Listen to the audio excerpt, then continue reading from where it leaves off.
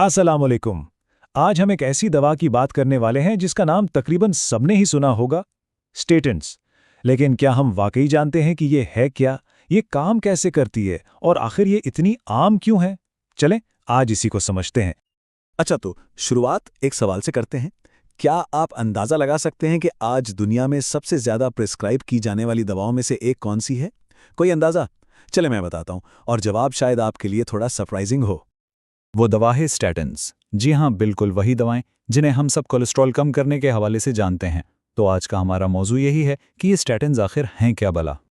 तो सबसे पहला और बुनियादी सवाल कि भाई ये स्टैटिन है क्या चीज़ और इसका कोलेस्ट्रॉल के साथ क्या ताल्लुक है? आइए इसको ज़रा तफसील से देखते हैं। देखें, बहुत ही आसान लफ्ज़ों में अगर समझें तो स्टैटिन्स एक ख़ास किस्म की दवाइयाँ हैं जो सीधा हमारे जिगर यानी लिवर पर असर करती हैं। हमारे जिगर के अंदर ना कोलेस्ट्रॉल बनाने वाला एक बहुत अहम एंजाइम होता है, समझ लें एक की प्लेयर है, जिसका नाम है HMG-CoA रिडक्टेज। स्टैटिन्स का काम बस इतना है कि वो इस एंजाइम के काम को सुस्त कर देती हैं। अब ये HMG-CoA रिडक्टेज नाम सुन के घबराना नहीं है। ये साइंसी नाम थोड़ा मुश्किल ज़रूर है, लेकिन इसके काम करने का तरीका बहुत ही दिलचस्प और आसान है। इसको समझने के लिए ना एक मिसाल लेते हैं। फर्ज करें कि हमारा जिगर एक बहुत बड़ी फैक्ट्री है, और इस फैक्ट्री में ये जो HMG-CoA रिडक्टेज है ना, ये वो चाबी है, या समझ लें वो मेन स्विच है जो कोलेस्ट्रॉल की पूरी प्रोडक्शन को कंट्रोल करता है। तो इस फैक्ट्री वाली मिसाल को आगे बढ़ाते हैं। देखें, हमारा जिगर हो गया कोलेस्ट्रॉल बनाने वाली फैक्ट्री। इस फैक्ट्री का जो मेन प्रोडक्शन मैनेजर है वो है HMG-CoA रिडक्टेज। अब स्टैटिन दवा क्या करती है?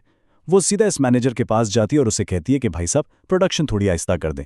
बस इतना सादा सा काम है इसका, और इसी एक्शन से जिसमें कोलेस्ट्रॉल की मिकदार कम हो जाती है। अच्छा, अब ये तो समझ आ गया कि स्टैटिन्स काम कैसे करती हैं। तो अगला मंतकी सवाल यही बनता है कि ये दवा दी किसको जाती है, मतलब डॉक्टर किन लोगों को ये प्रिस्क्राइब करते हैं? इसका फैसला करने के लिए ना डॉक्टर्स एक बहुत अहम नंबर को देखते हैं, और वो नंबर है 10%। इसका मतलब ये है कि अगर किसी शख्स के अगले 10 सालों में दिल की बीमारी में मुब्तला होने का खतरा यानी कार्डियोवैस्कुलर रिस्क 10% या उससे ज़्यादा हो, तो फिर स्टैटिन थेरेपी पर गौर किया जाता है। तो मोटे तौर पर कुछ खास ग्रुप्स हैं जिनको ये दवा तजवीज़ की जाती है। सबसे पहले तो वो लोग जिनको पहले से ही दिल की कोई बीमारी है, जैसे फालेज या हार्ट अटैक हो चुका हो। दूसरे वो लोग जिनका भी हमने जिक्र किया, यानी जिनका 10 साला रिस्क 10% से ज़्यादा है। इसके अलावा टाइप 2 ज़ियाबिटिस के मरीजों को भी उनका रिस्क देखने के बाद ये दवा दी जाती है। और फिर टाइप 1 ज़ियाबिटिस के वो मरीज जिनकी कुछ खास कंडीशंस हों, जैसे उनकी उम्र 40 साल से ज़्यादा हो या उन्हें शुगर हुए 10 साल से ज़्यादा हो गए हों। अब देखें, कोई भी दवा जो इतनी मौसर हो, उसके कुछ मुमकिना साइड इफ़ेक्ट्स या ख़तरात भी होते हैं जिनके बारे में जानना बहुत ज़रूरी है। तो चलें अब ज़रा इसके दूसरे पहलू पर भी एक मुतवाज़िन नज़र डालते हैं। ये साइड इफ़ेक्ट्स बहुत आम नहीं हैं, लेकिन डॉक्टर्स खास तौर पर 3 चीज़ों पर गहरी नज़र रखते हैं। पहला है मायोपैथी, यानी फट्टों या मसल से जुड़े मसाइल। दूसरा है जिगर की कारकर्दगी पर पड़ने वाले असरात।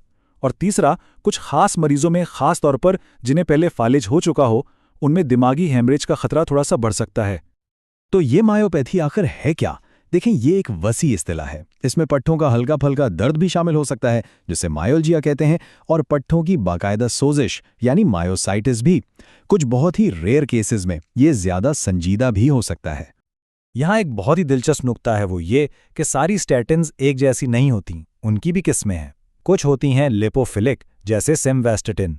ये आसानी से पट्ठों के अंदर चली जाती हैं, इसलिए इनसे पट्ठों के मसाइल का खतरा थोड़ा सा ज़्यादा होता है।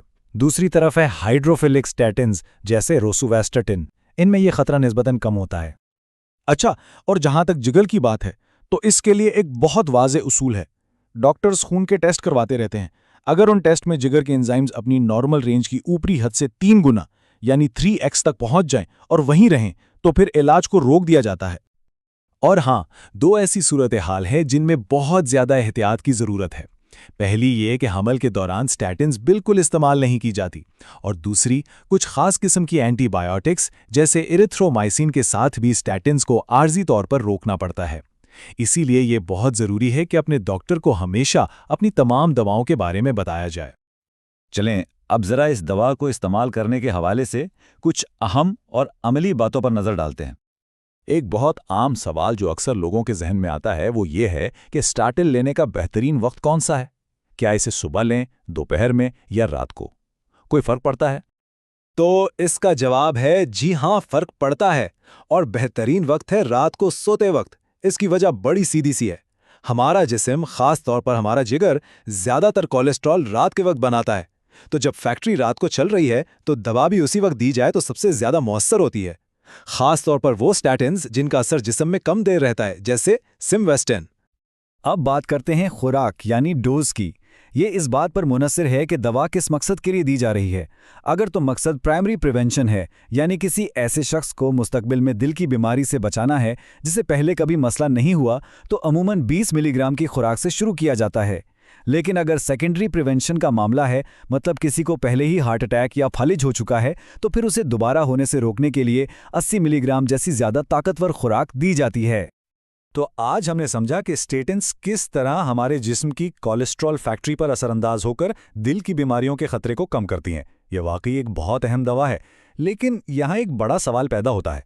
स्टेटिन्स तो कोलेस्ट्रॉल की पैदावार को निशाना बनाती हैं, ठीक, लेकिन हमारे तर्ज ज़िंदगी का क्या?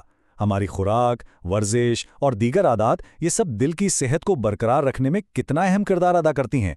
ये एक सोच है जो हमें ये याद दिलाती है कि सेहत की जिम्मेदारी सिर्फ एक दवा पर नहीं, बल्कि हमारे अपने इंतखाब पर भी मुनहसर है।